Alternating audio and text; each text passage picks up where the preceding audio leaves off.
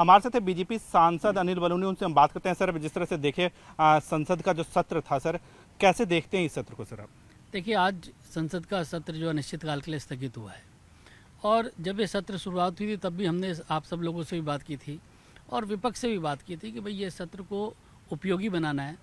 सभी सांसद लोग प्रश्नकाल का इंतजार करते कि उनके क्षेत्रों के विशेष प्रश्न लगे, जो जनता के चीज़ें हैं वो लग पाएँ।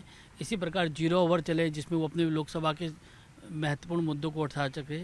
और इसी प्रकार से अगर आप देखोगे कि स्पोर्ट्स का बिल पास हुआ, ये ऑनलाइन गैमलिंग के बारे में बिल पास हुआ, बहुत ही महत्वपूर्ण बिल थे जिस पर चर्चा होनी चाहिए थी। लेकिन विपक्ष ने जैसे कि ठान लिया है कि चर्चा नहीं होने देनी है। हम बहुत समय से हम लोग राजनीतिक कार्यकर्ता हैं, देखते आए हैं संसद के सत्रों को। ऐसा तो कभी नहीं देखा है कि चर्चा ही नहीं होने देंगे, बातचीत ही नहीं होने देंगे। हम हर चीज़ के लिए तैयार बैठे हैं सत्ता पक्ष, लेकिन विपक्ष कैसा अड़ियल विपक्ष है। जैसे कि इन्होंने ठान लिया है कि कभी सत्ता में आने, ये इस तरह से कभी सरकार में नहीं आ पाएंगे। जनता देख रही है इनको सबको, तो बड़ा दुखद है जिस प्रकार से इन्होंने पूरे सत्र में किया है। और जनता के जो उपयोग के बहुत सारे सवाल थे जो इस वक्त उठाए जाने थे, सांसदों के प्रश्न थे जो उठाए जाने थे, जो हमारे महत्वपूर्ण बिल थे जिन पर चर्चा होनी थी, लेकिन विपक्ष के अड़ियल रवैये के कारण उन सब पे चर्चा नहीं हो पाई है, उन पर विचार नहीं हो पाया है। और विपक्ष का जो व्यवहार है वो वाकई आपत्तिजनक है। हम इसकी निंदा करते हैं और ज़रूर जनता से कहेंगे कि ज़रूर देखे, देश की जनता ज़रूर इसको देखे और इस पर अपना परिणाम जो वो करे। सर, अगर हम देखें सर, प्रधानमंत्री नरेंद्र मोदी ने भ्रष्टाचार के खिलाफ जो है कई महत्वपूर्ण काम किए हैं।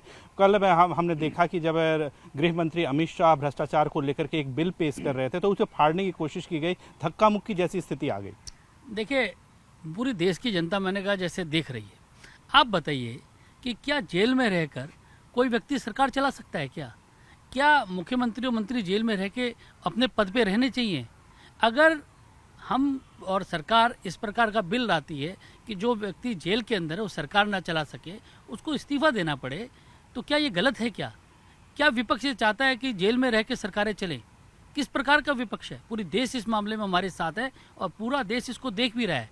और राहुल गांधी जी कुछ समय पहले जब उनकी सरकार थी और लालू प्रसाद जी के संदर्भ में उस वक्त एक बिल लाने की कोशिश की थी, उस वक्त ये आके उस बिल को फाड़ रहे थे।